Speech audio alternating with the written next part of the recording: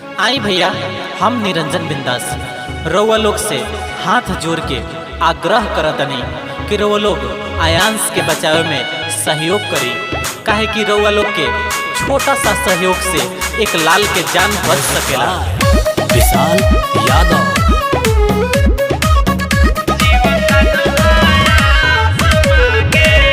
फैलता हर रोज खबर, देखी ना होता सबर।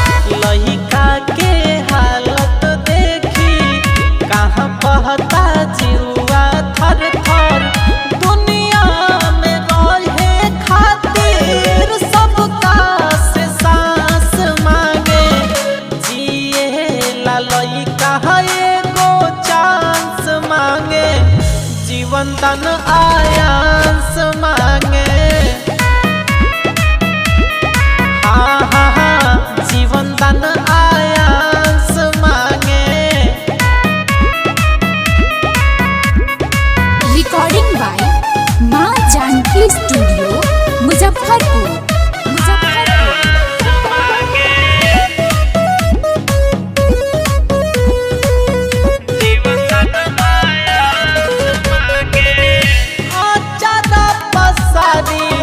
माई लाल खातिर घूमे हाटे, कौनो न राह अब सब कह के दिखताटे।